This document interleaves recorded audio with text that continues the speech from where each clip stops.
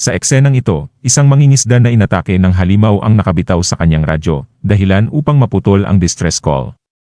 Samantala, natukoy naman ng mga opisyal na isang bangkang pangisda ito sa pamamagitan ng Automated Identification System. Kahit hindi alam ang pangalan ng barko, natukoy nilang ito ay 10 nautical miles ang layo, sa kabaligtaran ng kanilang direksyon, pero 25 minuto lang mula sa kanilang lokasyon. Kaagad na iniutos ng kapitan na baguhin ang kurso para maghanda sa mabilisang pagsagip.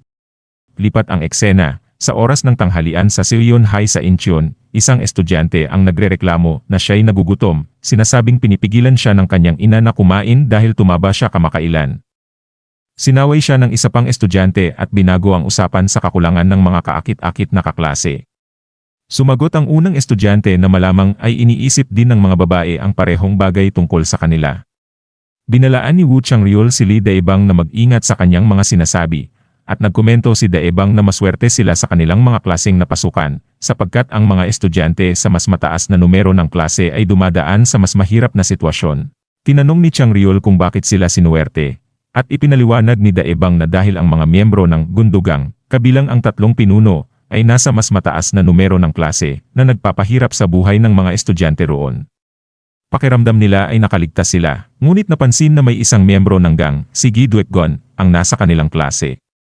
Ipinahayag ni Chang-ryul ang kanyang pagkainis kay Gi Duek-gon, ngunit pinayuhan siya ni Dae-bang na huwag nang pansinin ito. Binanggit sin ni Chang-ryul si Kwon-chul, isang malakas na estudyante sa kanilang klase, at iminungkahi na baka kaya niyang harapin ang gang.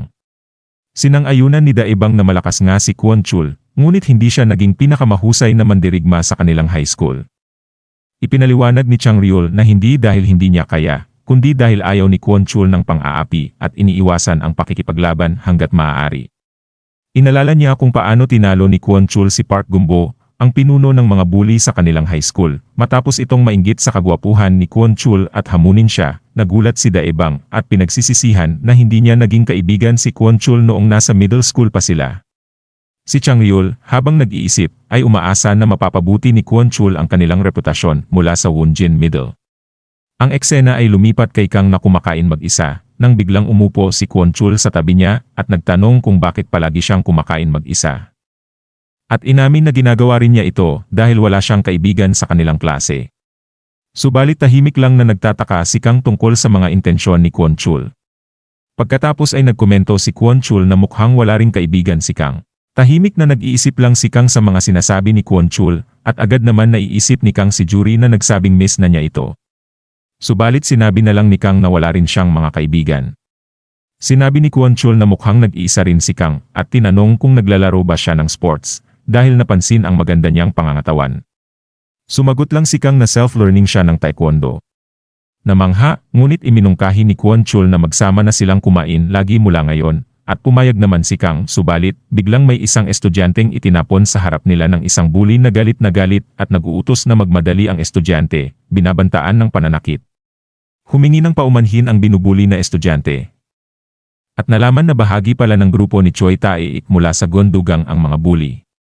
Nagulat ang mga estudyante sa paligid, habang nanatiling tahimik lang din sina Kang at Kwon-chul. Nagpalit ang eksena patungong US, kung saan may isang tao na kausap ang Secretary of Defense. Ipinahayag ng sekretary ang pagkaapurahan ng kanilang sitwasyon, nagngangalit sa pangangailangang maghintay, kahit na nauunawaan ang pangangailangang maging kalmado. Ipinapahayag niya ang pakiramdam ng kawalan ng magagawa dahil sa posibilidad ng pagkamatay ng maraming tao, habang hinihintay ang pagdating ng 2 mahalagang individual. Pagkatapos, dumating na nga ang mga hinihintay na individual, ang 2 superhuman na sina St. Pearl at Galen Withrow. Tinanong ni Pearl si James tungkol sa mga balita.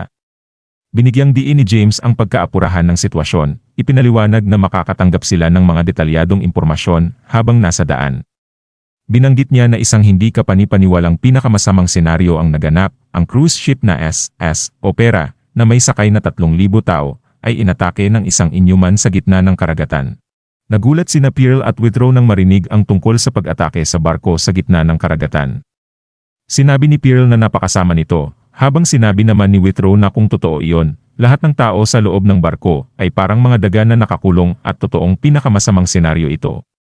Kinumpirma ni James ang kalubhaan ng sitwasyon, binibigyang diin ang pagkaapurahan dahil tumatakbo na ang oras, at binanggit ang isang mas malaking alalahanin.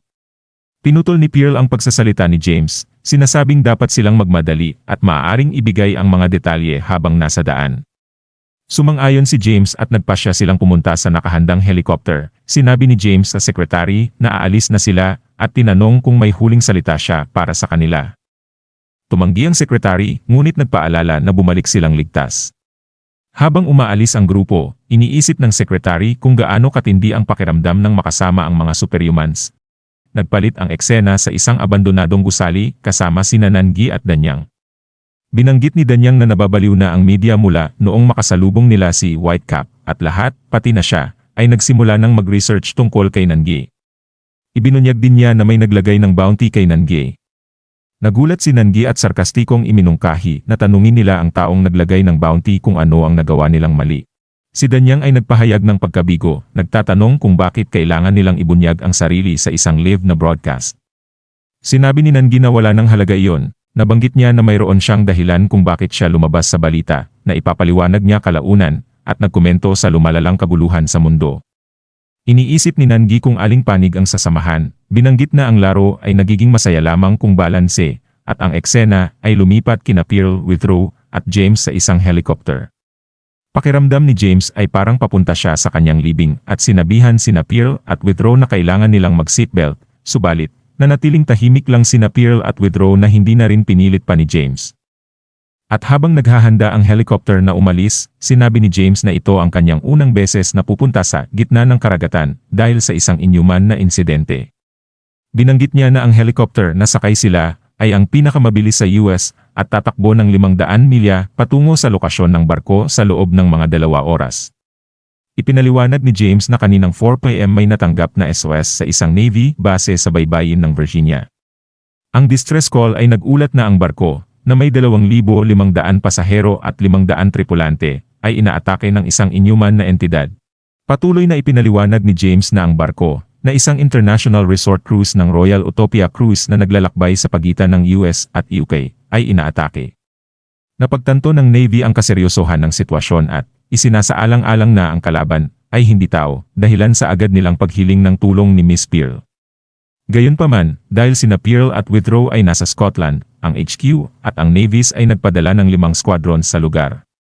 Tinanong ni Pearl kung kasalukuyang nasa labanan na ba ang Navy, at sinagot ni James na dumating sila sa lugar ng 8 p.m. ngunit nawala ang lahat ng komunikasyon sa loob ng 20 minuto. Ipinaliwanag ni James na malamang na napuksa na ang lahat ng 5 squads na ipinadala. Ibinunyag niya ang isang mas malaking problema, ang barko ay kasalukuyang nasa autopilot at patungo sa Florida.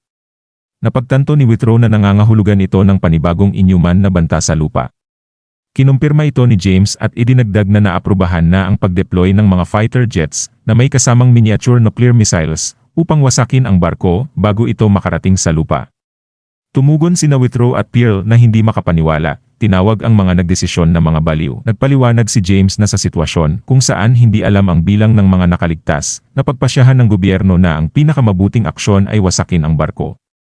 Subalit, napansin, sinabi ni Pearl kay James na tumigil sa panginginig, pinapakalma siya na hindi na kailangang maging pesimistiko dahil nandito na siya upang tumulong. Lumipat ang eksena sa Seoyeon High sa Incheon. Si Choi Tae-ik, kausap ang isang estudyanteng binubuli nila. Agad na nagsabi ang binubuli na estudyante na pasensya na siya, ngunit galit pa rin na sinabi ni Tae-ik na tumahimik ito. Subalit biglang lumitaw si Muhi, ang babaeng mahilig sa boxing, at inutusan si Tae-ik at ang kanyang grupo na tumigil. At dito na po natatapos ang yugtong ito. Maraming salamat po, mag-like at subscribe para sa susunod na kabanata. Hanggang sa muli.